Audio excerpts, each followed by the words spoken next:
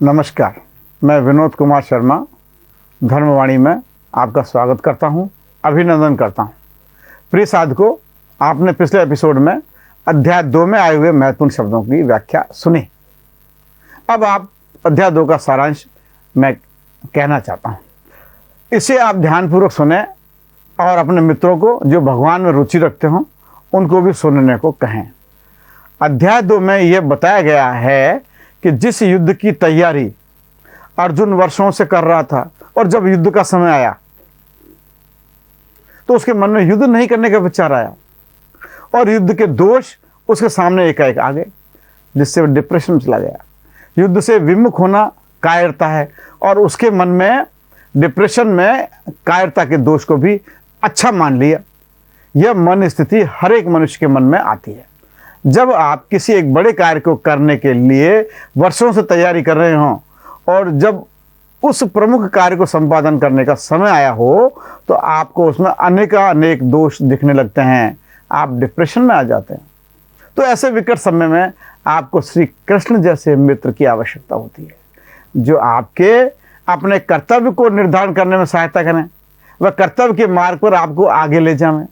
श्री कृष्ण ने प्रथम शरीर और आत्मा का भेद बताया।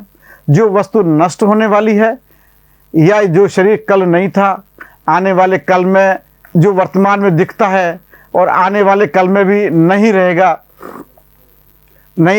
वह असत है। और जो आत्मा कल था, आज भी है और कल भी रहेगा, वह सत है। आत्मा शरीर को पुराने कपड़े की भांति बदलती है।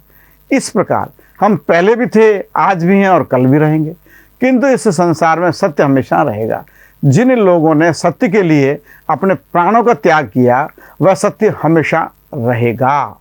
मानवीय सिद्धांत हमेशा रहेंगे, अमानवीय सिद्धांत हमेशा नष्ट होंगे। आत्मा अजर, अमर, नित्य, सनातन और पुरातन है। आत्मा को छेदा नहीं जा सकता, गलाया नहीं जा सकता, जलाया नहीं जा सकता। आत्मा अव्यक्त है, अचिंत्य है, विकार रहित है। जन्म हुए की मृत्यु निश्चित है और मृत्यु के जन्म के पश्चात जन्म निश्चित है। आत्मा अवध्य है। आपके वर्ण के अनुसार ही आपका धर्म निर्धारित है। अपने धर्म का पालन हर परिस्थिति में करना चाहिए। यह सब जानने योग्य है, इसलिए यह ज्ञान योग कहलाया। अब कर्म योग क्या है यह जानना अत्यंत आवश्यक है। अपनी बुद्धि को किसी एक ही उद्देश्य की प्राप्ति में लगा देना ही कर्म योग की निश्चयात्मक बुद्धि कहा गया है। बुद्धि किसी एक लक्ष्य के प्रति समर्पित नहीं करने से वह अनेकों रास्तों पर भटक जाती है और भटकी हुई आत्मा सुख शांति नहीं पाती है। इसलिए हम मनुष्यों को अपनी बुद्धि किसी एक लक्ष्य में की प्राप्ति में लगा देनी चाहिए। प्रकृति में प्राप्त वस्तुओं के भोगों को भोगने में शारीरिक सुख अल्प समय के लिए मिल सकता है, किंतु स्थायी सुख शांति नहीं मिल सकती। जो कुछ भी शरीर के भोग हेतु कर्म किए जाते हैं वे सभी शरीर के साथ नष्ट होने वाले हैं। अतः मनुष्य को भोगों और उनको प्रतिपादित करने वाले साधनों में आसक्ति नहीं होनी चाहिए। हर्ष, शोक, सुख, दुख आदि द्वंद्वों में नहीं पड़ना चाहिए। जानने के लिए ही, आत्मा को जानने के लिए ही कर्म करना चाहिए। आत्मा की अनुभूति होने पर ही परमात्मा तत्व को जाना जा सकता है। जिससे परम आनंद की प्राप्ति होती है वही आनंद स्थायी है, वह कभी नष्ट नहीं होता है। इसलिए अपनी बुद्धि को कर्म के संपूर्ण होने यानी फल मिलने अथवा कर्म फल नहीं मिलने पर भी समान रखना चाहिए। सुख दुख में, हर्ष शोक में बुद्धि को समान रखना चाहिए। मनुष्य को अपने कर्म सम बुद्धि से ही करने चाहिए। जो कुछ मानव कल्याण के काम है वही सम बुद्धि से हो सकते हैं। सकाम बुद्धि में स्वार्थ नीत हो जाता है, किंतु निष्काम कर्म में स्वार्थ नीत नहीं होने के कारण मनुष्य सबके हित हेतु कर्म करते हैं। अतः निष्काम कर्म ही आपको कर्म बंधन में नहीं बांधते हैं, जिससे मनुष्य पर किसी प्रकार के आरोप नहीं लगते हैं। स्वयं के स्वार्थ में काम करने से छल, कपट, झूठ मनुष्य के मन में अपना प्रभाव जमा लेते हैं, जिससे सिवाय तनावग्रस्त रहने के कोई सुख नहीं मिलता। निष्काम कर्म करने से सुखी सुख है, शांति ही नहीं परम शांति प्राप्त होती है।